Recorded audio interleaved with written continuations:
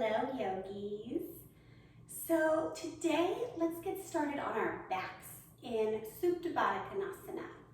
So you'll just come to laying down butterfly, grab some blocks if you have, and if not, maybe have some pillows close by.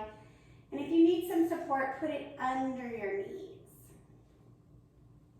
One hand to your heart, one hand to your belly. Let your elbows touch the floor.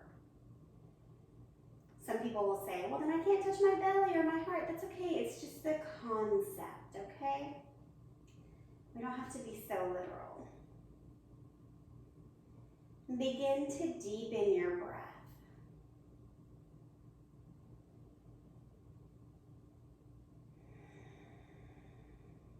And if it feels comfortable, let your eyes close.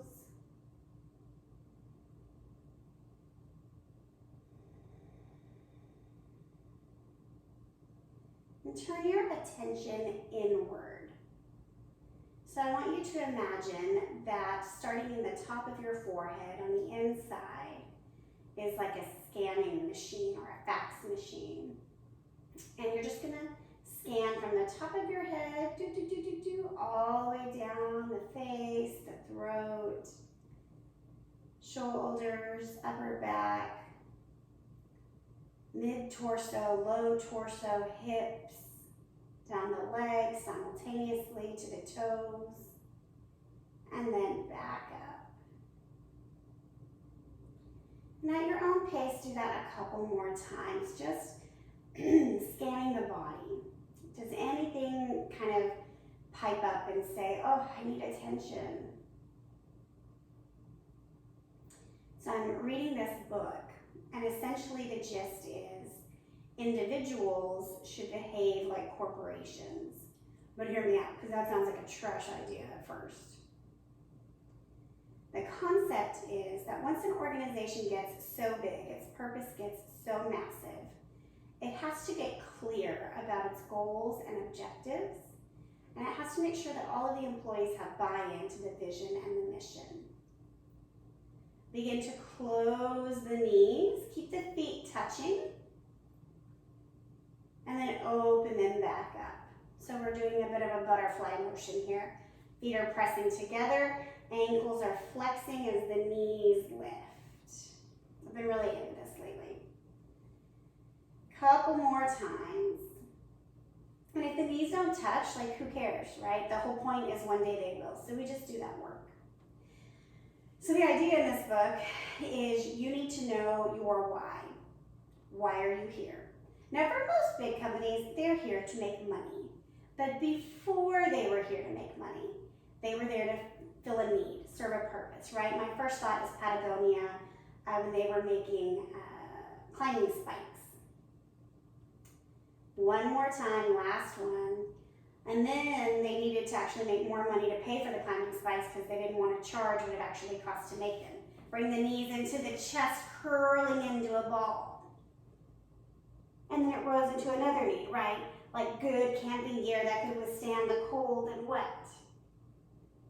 Couple more. I'm rocking up and down because just staying up hurts my neck. So if you can just stay up, awesome. We're just staying for a couple more breaths.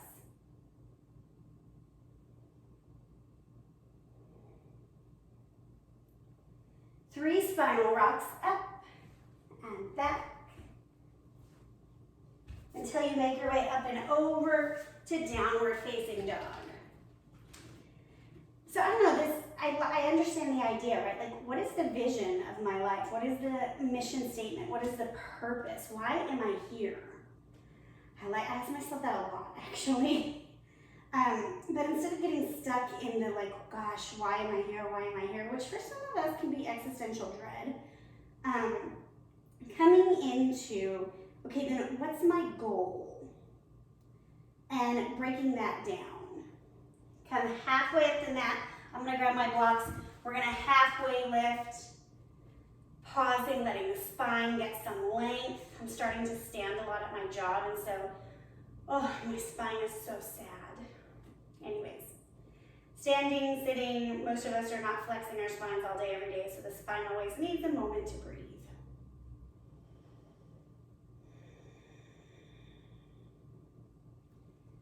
hinge forward, knees bend gently, hang for a moment. So I like that, right? And sometimes when life is in a hard position, your overall goal might be to have a baby. Well, what can you do this next week to bring you closer to that goal? How can you relax the body? How can you connect with your partner? You know, like those kinds of things. Is it time to see a specialist? All of those, what are small little goals you can take to get to that bigger goal?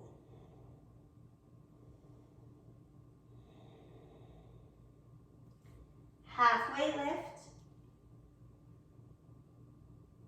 Bend the knees tiny bit, roll up. Arms come overhead. Grab a wrist and lean.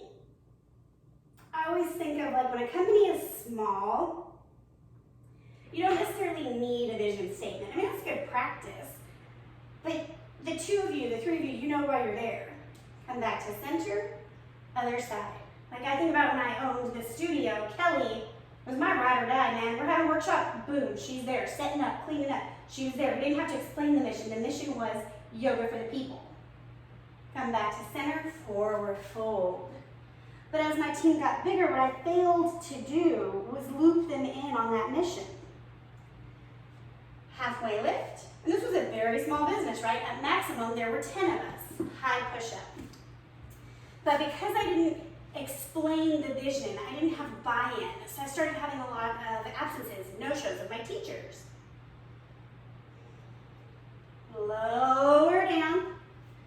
Untuck the toes. Lift the torso. We're taking a cobra here.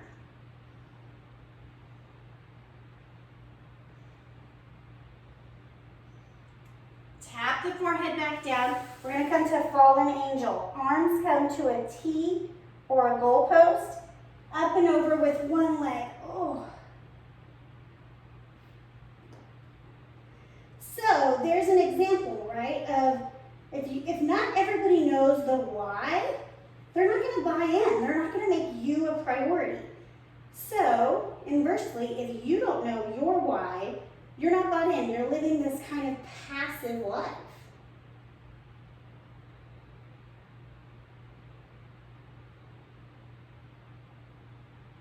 Come back to the center. Other side. Ooh.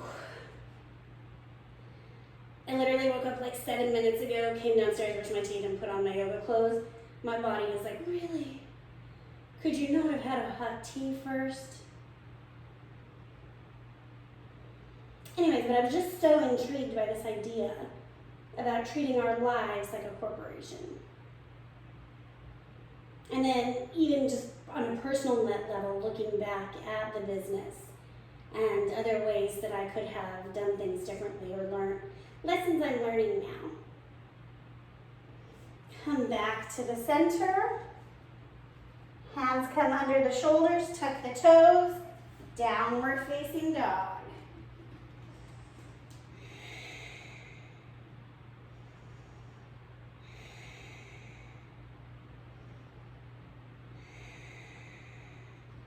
Bring the feet to touch one another at the back of your mat. Bend the knees a little bit. Press the tailbone up. Right leg up, left heel down. I'm just a mess in this outfit.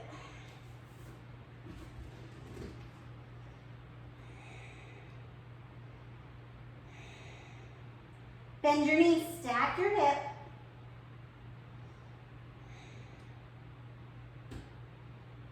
Flip your dog. Go for it. We have not done this in forever.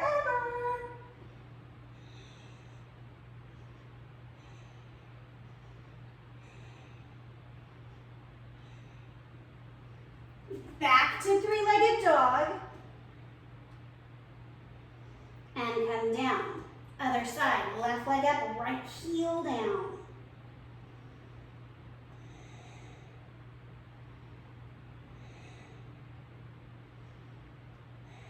Bend your knees, stack the hip. Flip your dog.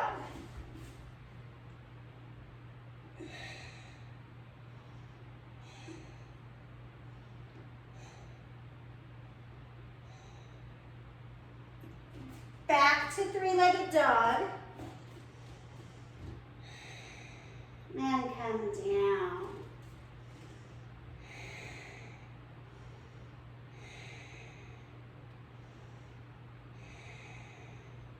Right leg forward, low lunge.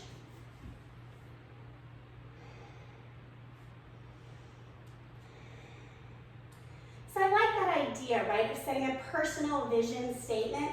I'm a big fan of like nothing is forever. So if you write it and it works for you for 6 months and then all of a sudden it's like, oh, that does not fit.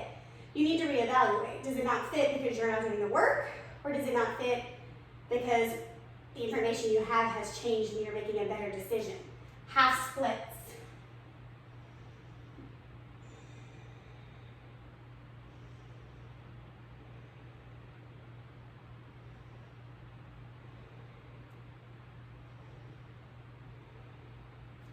Easy twist.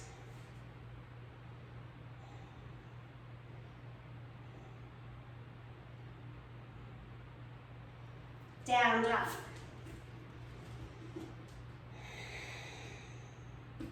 Left leg forward, low lunge.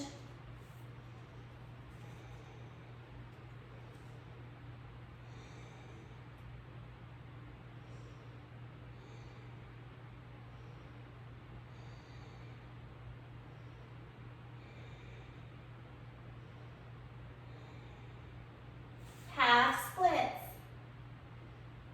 So I know in my mind right now I'm going through like, okay, gosh, what is my goal? What is my purpose? What is my why? We have so many like, just want people to find the light and be the light and live in the light. What does that mean, right? Like just be a good human. That's what I want, just be a good human. Okay, how can I help people be a good human to themselves, to others? Easy twist.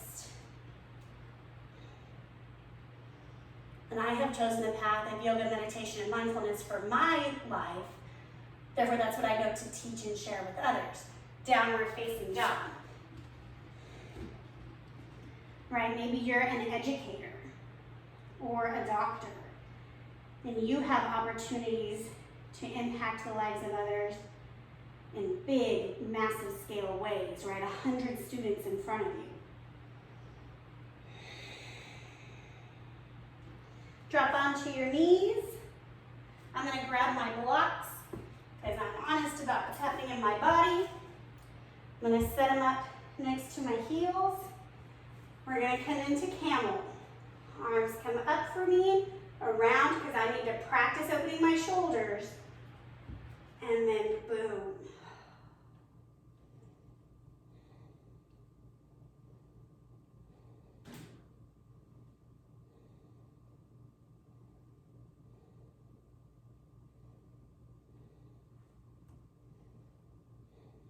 Release. Whew. Man, sometimes you just gotta meet your body where it is. So yeah, this idea of maybe it's every morning. What is my vision statement for today? I didn't read the whole book. I was like, okay, I get the concept, and I walked away. So I don't understand like his whole plan. That's the downfall I have when reading, when I'm like, okay, I got the concept, I move on. Because I like to just do things my way, with insight from others. One more time, we're gonna rise up, coming into our camel pose. Whatever variation helps you feel open and free.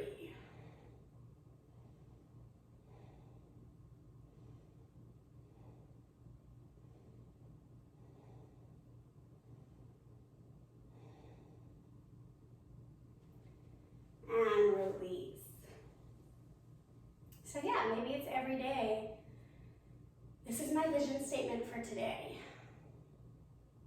And we're having hard times. We have to take things not just day by day, but moment by moment. There's a reason why AA is like day by day. When it's hard, the big picture is too much. You will get lost. That is where the darkness creeps in, right? in the hard times, when we think too big, the darkness is like, hey, here I am. I used to call it the abyss. One more camel pose. Any variation that feels good in your body. Ooh. So we're aiming then to keep the light by taking things 1 moment, 1 minute, 1 hour at a time. Release. So if you can choose in the moment that's really hard to take 10 breaths or do a forward fold and reset, that's a win. That's a win. Okay, enough of whatever it is I think I'm doing. I don't even know what time it is. I lost track. We're going to come onto our back. Supta Baddha Konasana, this is where we started. We're going to settle here for a moment, letting the spine come back to neutral after the flexion of camel.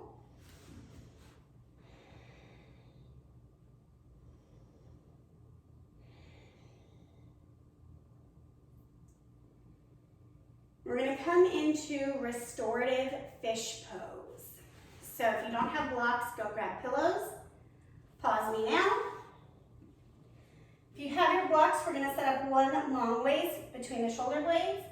And we're going to have one on hand for the back of the head in case that's needed. I might not need it. No, I don't. I'm pretty short, right? So my head can actually rest on the top of the block for my shoulder blades. But for tall people, you might need a second block. We're just going to hang out here. We're coming into the fall season, and so for our hemisphere, for a lot of people, that means harvest. In Lubbock, that's cotton harvest and allergens. And so we want to open the heart and the lungs and just give those two regions space and room so they can handle the influx of allergens or irritants.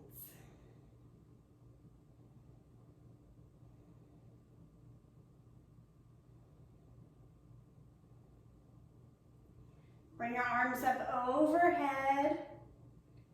I'm going to see if they can touch the ground overhead. Maybe, maybe not. Today's not my day.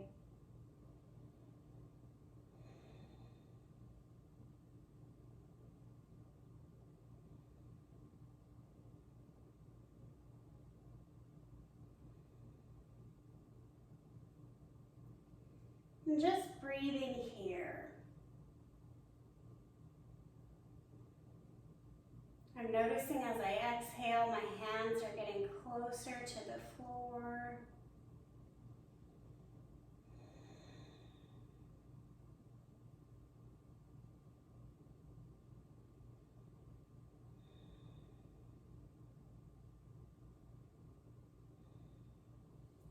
I'm going to take my arms now to goalpost arms.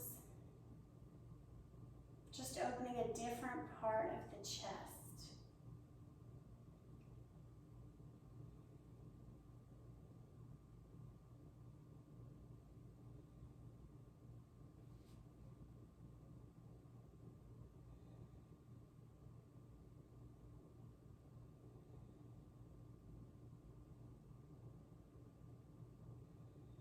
Stay active. Be here now.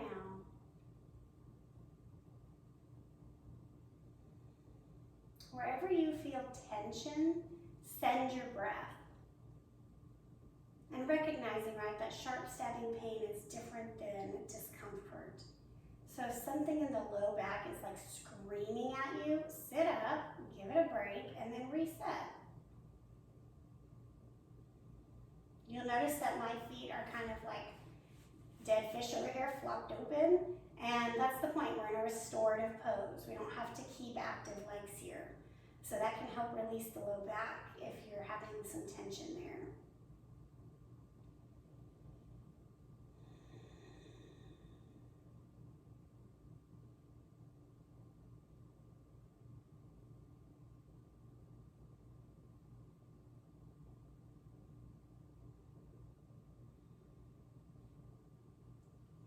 arms back by your side.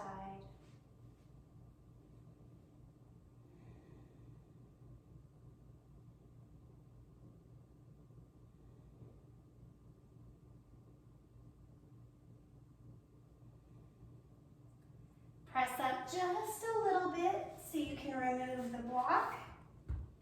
And then lay flat. Give your spine a moment. It is your life force. So without a happy and healthy spine, doesn't matter what our why is, we're not going to be here long enough to execute it, right? So good job doing the work.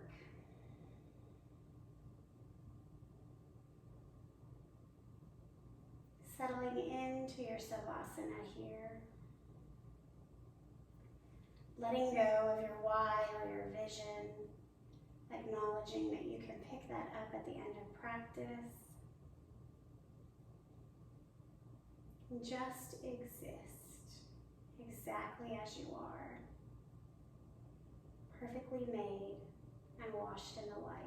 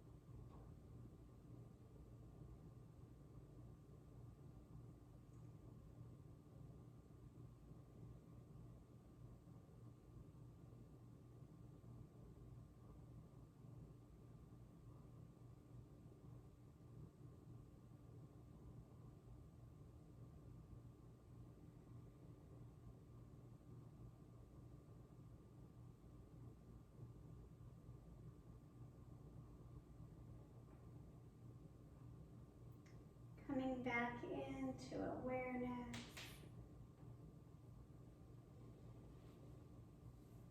Moving and shaking and wiggling. Eventually coming to a fetal position. Just rest here in a bath of gratitude. Every cell absorbing gratitude, which leads to abundance.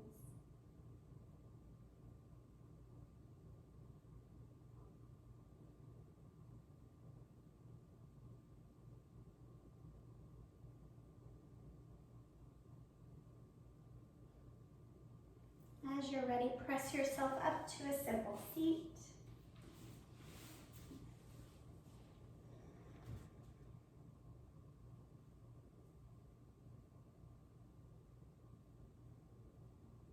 Another pause.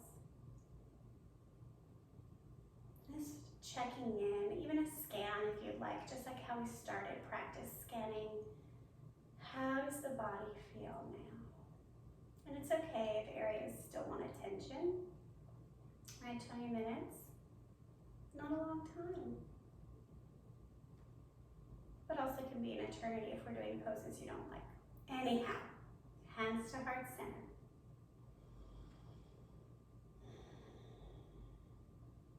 May we know our why and live it well. Together we say, Namaste.